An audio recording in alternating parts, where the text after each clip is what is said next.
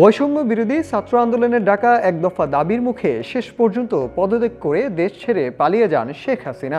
সরকারের পদত্যাগের পর রাজধানীর সড়কে ছিল না কোনো ট্রাফিক পুলিশ। এ সময় সড়কের শৃঙ্খলা ফেরাতে কাজ করতে দেখা যায় শিক্ষার্থীদের। তারা পুরো ট্রাফিকের দায়িত্ব নিয়ে রাজধানীকে যানজট থেকে রক্ষা করেছেন। শিক্ষার্থীদের সহযোগিতা করতে দেখা গেছে পথচারী ও যাত্রী সহ বিভিন্ন শ্রেণী পেশার মানুষকে। এর মধ্যে শাড়ি পরে রাজধানীর মিরপুর এলাকায় ট্রাফিক নিয়ন্ত্রণে কাজ করতে দেখা গেছে এক শিক্ষার্থীকে। ট্রাফিক নিয়ন্ত্রণের একটি ভিডিও সামাজিক যোগাযোগের মাধ্যমে ছড়িয়ে পড়ে। এরপরেই তাকে নিয়ে শুরু হয় আলোচনা। রাতারাতি ভাইরাল হয় সেই ভিডিও। ভিডিওতে দেখা যায় রোডের মাঝখানে দাঁড়িয়ে গাড়ির লেন ঠিক রাখতে ব্যস্ত এক শিক্ষার্থী। এছাড়াও রাস্তায় সিগন্যালের পাশাপাশি তারা ফুটপাতে হাঁটা, নির্দিষ্ট স্থান থেকে গাড়িতে উঠানামা ও গণপরিবহনগুলো নির্দিষ্ট স্থানে থামার নির্দেশনা দিচ্ছেন।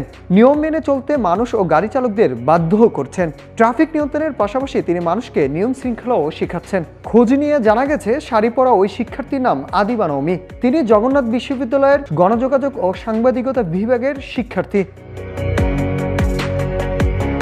শাড়ি পরে সড়কে ট্রাফিকের দায়িত্ব পালনের বিষয়ে তিনি গণমাধ্যমকে বলেন, শাড়ি পরে ট্রাফিকের দায়িত্ব পালনকে ভিন্নভাবে দেখার সুযোগ নেই। শাড়ি বাঙালি নারীর ভূষণ। একটি মেয়ে যেভাবে সালোয়ার কামিজ পরে সব কাজ করতে পারেন, একইভাবে একই কাজ শাড়ি পরেও করতে পারেন। আমাদের মায়েরা বেশিরভাগ সময়ে শাড়ি পরেন। তিনি আরও বলেন, সহিংস পরিস্থিতির জেরে পুলিশ সদস্যরা বিভিন্ন দাবি জানিয়ে কর্মবিরতিতে গেছেন। ফলে দেশের ট্রাফিক ব্যবস্থা পুরোপুরি ভেঙে পড়েছে। তাই নিজের এলাকায় সড়কের শৃঙ্খলা বজায় রাখতে শিক্ষার্থীদের নিয়ে পথে নেমেছেন তারা।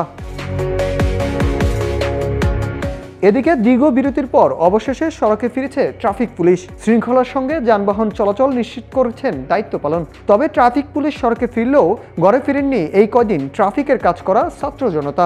বরং ট্রাফিক পুলিশের পাশাপাশি তাদেরও সড়কের শৃঙ্খলা নিয়ন্ত্রণের দায়িত্ব পালন করতে দেখা গেছে।